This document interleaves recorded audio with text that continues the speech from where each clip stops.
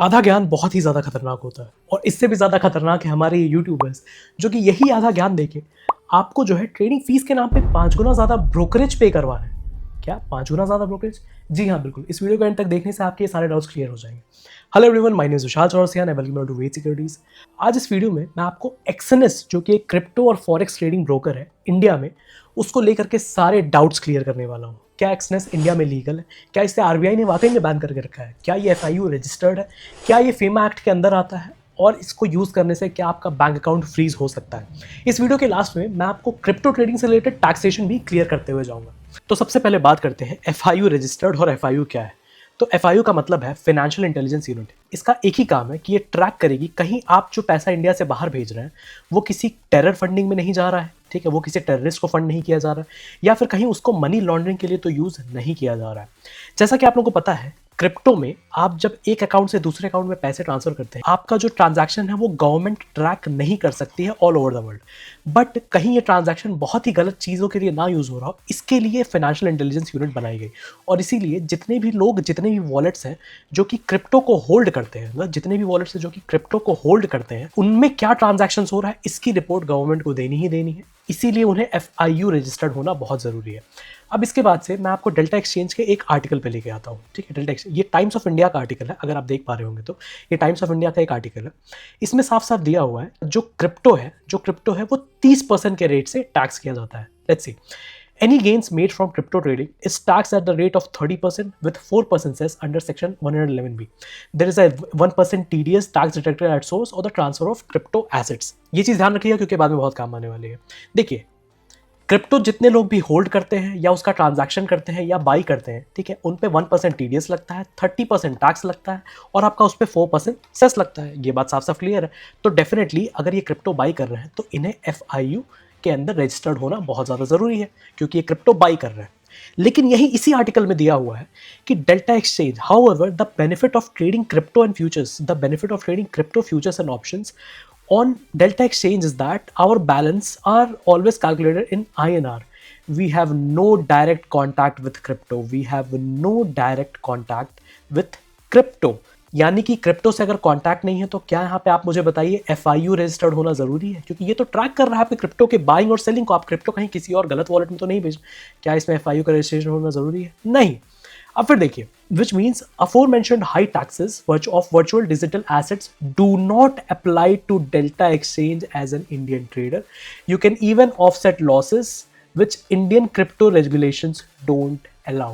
मतलब यहाँ पे डेल्टा एक्सचेंज में जब आप रियल क्रिप्टो में ट्रेड नहीं कर रहे हैं, रियल क्रिप्टो में ट्रेड ही नहीं कर रहे हैं, तो फिर ना आपको इसमें एफआईयू में रजिस्टर्ड होना पड़ेगा और ना आपको इसमें उस हिसाब से टैक्स देना पड़ेगा। साफ सीधी बात क्लियर हो गई। अब जरा डेल्टा एक्सचेंज की वेबसाइट पे आते हैं। ये देखिए, यहाँ पे कितने ही बड़े बड़े अक्षरों में, कितने ही प्यारे प्यारे बड़े बड़े अक्षरों में लिखा हुआ है, we are registered with FIU, ठीक, we are registered with FIU, government of India and fully compliant with Indian regulations.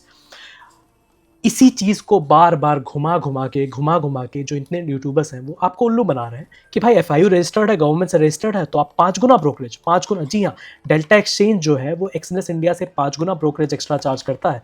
ठीक है, मैंने एक वीडियो भी बनाया, इस पर आई बटन में लिंक दे रहा हूँ, आप ये वीडियो खत्म होने पर देख लीजिएगा। ठीक है, 5 गुना ब्रोकरेज चार्ज करता है और उनका मेन सेलिंग पॉइंट क्या है? We are FIU registered. नहीं, कोई जरूरत नहीं है इनको। बिनांस जिस पे आप क्रिप्टो बाई करते हैं, ठीक है, फिर आपका कॉइन डीसीएक्स, इन सबको एफआईयू रजिस्टर्ड होना जरूरी है क्योंकि आप इसमें क्रिप्टो की बाइंग और सेलिंग कर रहे हैं। लेकिन जब यहाँ पे टाइम्स ऑफ इंडिया के आर्टिकल में खुद लिखा हुआ है कि इनका क्रिप्टो से कोई लेना देना नहीं है, तो इनका एफआईयू रजिस्ट्रेशन होना सिर्फ एक गिमिक है। सिर्फ बड़े बड़े अक्षरों में आपको उल्लू बनाया जा रहा है, आपसे ज्यादा ब्रोकरेज चार्ज किया जा रहा है। वहीं एक्सएनएस इंडिया की भी लगे हाथ बात कर ही लेते हैं। एक्सएनएस भी जो है आपको क्रिप्टो में नहीं ट्रेड करवाता है, वो क्रिप्टो के करेंसी फ्यूचर डेरिवेटिव्स में ट्रेड करवाता है। यहाँ पे अगर आप देख पा रहे होंगे, मैं आपको दिखा दूँ, क्रिप्टो सीएफडीज इंडिसेस, सीएफडीज स्टॉक्स, सीएफडीज कमोडिटी, इसमें आप एसेट्स बाई नहीं कर रहे हैं, इसमें आप सिर्फ और सिर्फ उनके फ्यूचर्स, उनके डेरिवेटिव्स पे ट्रेड कर रहे हैं, जस्ट एज डेल्टा एक्सचेंज। तो ऐसा कैसे हो सकता है? डेल्टा एक्सचेंज लीगल है एफआईयू की वजह से और एक्सएनएस नहीं है। तो आई गेस आपका पहला कंफ्यूजन क्लियर हो गया होगा। एक्सएनएस का एफआईयू से, फाइनेंशियल इंटेलिजेंस यूनिट से कोई भी लेना देना नहीं है। अगर आप क्रिप्टो के फ्यूचर्स में ट्रेडिंग करते हैं तो आप एफआईयू की स्कोप से पूरी तरह से बाहर हैं। ठीक है, चलिए अब बात करते हैं हमारे दूसरे एक्ट के बारे में जो कि है FEMA act, FEMA, foreign exchange management act. अब फेमा क्या कहता है कि आप इंडियन करेंसी को जो है, इंडियन करेंसी आप US dollar, euro, Abu Dhabi का जो दिराम है, दुबई का दिराम, इन सब अलग अलग करेंसीज में चेंज बिना किसी लीगल ब्रोकर के, बिना किसी लीगल एंटिटी के नहीं कर सकते हैं। अब लीगल एंटिटी क्या है? लीगल एंटिटी है आपकी गवर्नमेंट बैंक्स, चाहे प्राइवेट बैंक्स, जो कि आपको फॉरेक्स, जैसे आपने देखा होगा, जो कि आपको फॉरेक्स कार्ड प्रोवाइड करते हैं, जो कि आपकी इंडियन करेंसी को चेंज करती है फॉरेन करेंसी में, ठीक। इसके लिए वो 2% 3% कमीशन लेते हैं, जो भी कमीशन लेते हैं, लेकिन ये आप इलीगली किसी थर्ड पार्टी इंसान से नहीं कर सकते हैं, उन्हीं से कर सकते हैं जो आरबीआई के थ्रू ऑथराइज हो। अब ये जो फॉरेक्स ब्रोकर्स है हमारे, ये फॉरेक्स ब्रोकर्स की जो लिस्ट आरबीआई ने जारी की थी, जिनको लेके बहुत लोग कमेंट करते रहते हैं कि ये तो अलर्ट लिस्ट में है, अलर्ट लिस्ट में बैन आरबीआई। जी नहीं, अगर आप आरबीआई की ये लिस्ट उठा के देखेंगे तो यहाँ पे साफ साफ लिखा हुआ है, these are alert list, these are alert list, this contains names of entities that are not authorized to deal in foreign exchange। मतलब ये आपके जो एंटिटीज़ हैं, ये आपके पैसे को INR से USD वगैरह में कन्वर्ट करने के लिए ऑथराइज्ड नहीं है। इसमें जिन जिन ब्रोकर्स का नाम लिखा हुआ आप जरा ध्यान से देखिएगा। इसमें आपका FBS, FXTro, Forex.com, FTMO, FUP, FXCM, इसी में कहीं पे आपका एक्सएनएस का भी नाम है। तो अब इसी लिस्ट को बार बार दिखा दिखा के आपको ये कहा जाता है कि एक्सएनएस इंडिया में बैन है, आरबीआई ने बैन करके रखा है। जी नहीं, अगर आप लिस्ट को ध्यान से देखेंगे और कंपेयर करेंगे इसे वर्ल्ड के top 20 forex, top 10 forex brokers के नाम से, तो आईसी मार्केट्स वर्ल्ड का सबसे ज्यादा वॉल्यूम वाला ब्रोकर है। इंडिया के मार्केट्स के कंपैरिजन में 100 गुना ज्यादा ट्रेड होता है फॉरेक्स मार्केट में, 100 गुना या 1000 गुना ज्यादा ट्रेड होता है फॉरेक्स मार्केट में। और ये देखिए, उन फॉरेक्स ब्रोकर्स में जो सबसे बड़े ब्रोकर्स हैं, IC market, Saxo, Forex.com, XM, HFM, ये सारे आरबीआई के अलर्ट लिस्ट में है, ठीक। ये देखिए Forex.com, फिर आपका XCB मार्केट्स, आईसी मार्केट्स, ये सारे अलर्ट लिस्ट, इन्हें बैन नहीं किया गया है, इन्हें सिर्फ ये अलाउड नहीं है कि ये फॉरेक्स मार्केट में इंडिया के करेंसी को, INR को, करेंसी को जो है किसी और करेंसी में चेंज कर सके। अब एक्सएनएस वगैरह में जब भी आप पैसे डिपॉजिट करते हैं तो ठीक डेल्टा एक्सचेंज की तरह इसमें भी पैसे जो है आपके यूपीआई के थ्रू डिपॉजिट होते हैं। और यूपीआई के थ्रू आपको पता है इंटरनेशनल ट्रांजैक्शंस नहीं होती हैं, ट्रांजैक्शन सिर्फ और सिर्फ इंडिया के अंदर ही हो रही रहती हैं। तो इस केस में आरबीआई भी फीमा एक्ट के थ्रू आप इसको टच नहीं कर सकते हैं, क्योंकि ये यूपीआई में ट्रांसफर कर रहा है। यूपीआई में आपको भी पता है इंडियन बैंक्स के अंदर ही पैसे ट्रांसफर होते हैं। एक्सodus ने इंडिया में बैंक सेटअप किए हुए हैं, कुछ अलग कंपनी सेटअप की हुई हैं, उनके अकाउंट में पैसा जाता है और उसमें हमारा ट्रेड होता है। तो यानी कि आपका जो है आरबीआई फीमा एक्ट भी यहाँ पे नल एंड वॉइड हो जाता है। ये दो चीज़ें हमने क्लियर कर दी, FIU और फीमा। अगर आप ये वीडियो अब तक देख रहे हैं तो डेफिनेटली आप इन शॉर्ट्स की और इंस्टाग्राम रील्स की दुनिया में आपका अटेंशन स्पैन औरों से ज़्यादा है और आप एक अच्छे ट्रेडर हैं।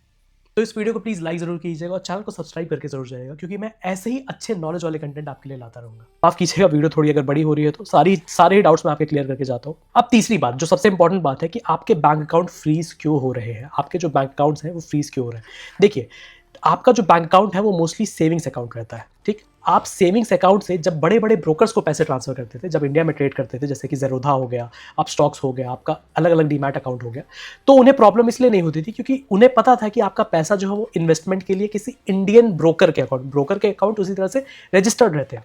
लेकिन जब आप यूपीआई में सेविंग्स अकाउंट के थ्रू, ठीक है, किसी पर्टिकुलर बैंक अकाउंट में, किसी पर्टिकुलर प्राइवेट बैंक अकाउंट में पैसे ज़्यादा ट्रांसफर करने लगते हैं, तो आपका बैंक अकाउंट फ्रीज होने के चांसेस हो सकते हैं, वो भी मोस्टली जो है गवर्नमेंट बैंक्स में, ठीक। क्योंकि मान लीजिए आपने गवर्नमेंट बैंक अकाउंट खुलवाते वक्त दिया था कि आपका ईयरली इनकम जो है मान लीजिए 5 लाख रुपए है, और आपने प्लस माइनस यूपीआई से डिपॉजिट विड्रॉ करके एक ही महीने में इसका ट्रांजैक्शन जो है मान लीजिए 5 लाख क्रॉस कर दिया, तो बैंक वाले आपको क्वेश्चन करते हैं कि आपका ट्रांजैक्शन जो है सेविंग्स अकाउंट में इतना, क्योंकि आपको भी पता है सेविंग्स अकाउंट में जो है मैक्सिमम ट्रांजैक्शन मंथली आप 20 से 30 इजीली कर सकते हैं, ठीक है। बड़े ट्रांजैक्शंस, छोटे ट्रांजैक्शंस आप 1000 करिए, लेकिन बड़े 20 से, इसी वजह से कुछ लोगों के अकाउंट फ्रीज हो जा रहे हैं।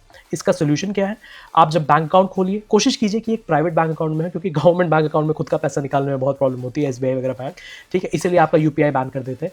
कोशिश कीजिए कि आप कोटक मेरे ख्याल से बहुत ही प्यारा बैंक है, आप कोटक में, या तो आप कोशिश कर सकते हैं कि आईसीआईसीआई में या एक्सिस में बैंक अकाउंट खोल लीजिए। इनमें आपको रेयरली प्रॉब्लम देखने को मिलती है।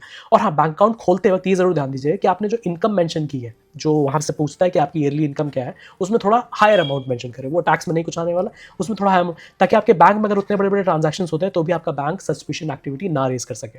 दूसरी चीज आप ये कर सकते हैं कि कभी भी आपको जो है अपने नाम पे जो बैंक अकाउंट नहीं है, उसके अलावा किसी और बैंक अकाउंट से एक्सएनएस में पैसे ट्रांसफर नहीं करने। अगर आप ऐसा करेंगे तो आपके पैसे रुक सकते हैं, क्योंकि एक्सएनएस हमेशा कहता है कि आपको जिस बैंक अकाउंट, जिस पैन नंबर से आपने बैंक अकाउंट रजिस्टर किया है, जिस पैन नंबर से आपने आईडी बनाई है एक्सएनएस पे, उसी पैन नंबर से आपको एक्सएनएस पे अकाउंट खोलना है। चलिए, आई होप आपको ये वीडियो अच्छा लग रहा होगा। अगर वीडियो अच्छा लग रहा है, एक्सएनएस की बात है, अगर वीडियो अच्छा लग रहा है तो प्लीज़ नीचे डिस्क्रिप्शन में एक्सएनएस का लिंक दिया होगा, उससे आप अकाउंट खोल सकते हैं। आप ब्रोकरेज में 5 गुना तक ब्रोकरेज बचा सकते हैं, ठीक, क्योंकि मैंने ऑलरेडी इस पर वीडियो बनाया कि डेल्टा एक्सचेंज कितना ज़्यादा ब्रोकरेज चार्ज कर रहा है, ठीक है। और अब जरा आखिरी बात, आपका ये बैंक अकाउंट का डाउट क्लियर हो गया। बैंक अकाउंट में भी बैंक फ्रीज नहीं करता है, वो सिर्फ ये पूछता है कि आप इतने बड़े बड़े ट्रांजैक्शन क्यों कर रहे हैं, ठीक है। इतने बड़े बड़े ट्रांजैक्शन किसी पर्टिकुलर अकाउंट में कैसे कर रहे हैं, आपके पास इतनी इनकम कैसे। और लास्ट एक टैक्सेशन के बारे में भी बात कर लेते हैं। देखिए, जब आप यूपीआई के थ्रू किसी भी अकाउंट में, किसी भी बैंक अकाउंट में पैसे ट्रांसफर करते हैं, किसी भी बैंक अकाउंट में पैसे ट्रांसफर करते हैं, तो आपको जो है वो एज अ बिजनेस ट्रीट होता है कि आपने इस बिजनेस को पैसे दिए, इतना पैसा वापस आया, इतना पैसा दिया, इतना पैसा दिया। अगर जो लोग यहाँ पे इनकम टैक्स भरे होंगे, आपने देखा होगा कि आपका जो सीए है वो आपसे ईयरली बैंक अकाउंट के नेट बैंकिंग के ट्रांजैक्शंस मांगता है, ठीक। और इसी बेसिस पे आपका जो है इनपुट, इनफ्लो और आउटफ्लो कैलकुलेट करके नेट वैल्यू निकाली जाती है और उस पर एक टैक्सेबल इनकम निकाली जाती है, ठीक। ठीक इसी तरह आप जब एक्सएनएस पे ट्रेड करेंगे तो आपका टैक्सेस कैलकुलेट होगा। कैसे?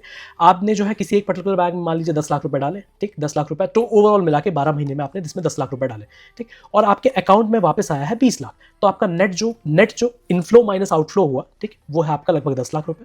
और इस 10 लाख में अगर आप कुछ और ट्रांजैक्शन दिखा सकते हो, ठीक, वरना इसी 10 लाख पे आपका जो है नेट प्रॉफिट और लॉस कैलकुलेट कर लिया जाएगा और इसी 10 लाख पे आपको टैक्स स्लैब के हिसाब से टैक्सेस भरने पड़ेंगे। As simple as that. तो आपको ये पता चल गया होगा, एक्सएनएस इंडिया में 100% लीगल है। जो भी आपको यूट्यूबर ये बता रहा है कि लीगल है, फेमा एक्ट है, FIU में आ जाओगे, ये वो सिर्फ आपको पागल बनाने की टेक्निक है।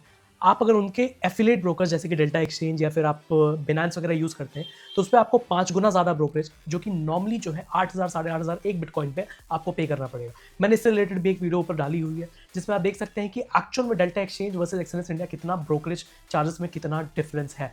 तो अगर आपको एक्सएनएस इंडिया अच्छा लगा तो आप नीचे दिए डिस्क्रिप्शन लिंक से अकाउंट ओपन कर सकते हैं। आपको अगर उससे क्या होगा, अगर आपको अकाउंट में कभी भी कोई भी प्रॉब्लम आएगी तो मैं आपकी हेल्प करने के लिए रेडी रहूँगा। प्लीज़ नीचे दिए हुए लिंक से अकाउंट ओपन कीजिए, क्योंकि फ्यूचर में जितने भी अगर मेरे क्रिप्टो रिलेटेड कुछ स्पेशल कंटेंट आता है सबसे पहले एक्सेस आपको मिलेगा। मिलते हैं आपसे अगले वीडियो में, तब तक के लिए have a great day, bye bye.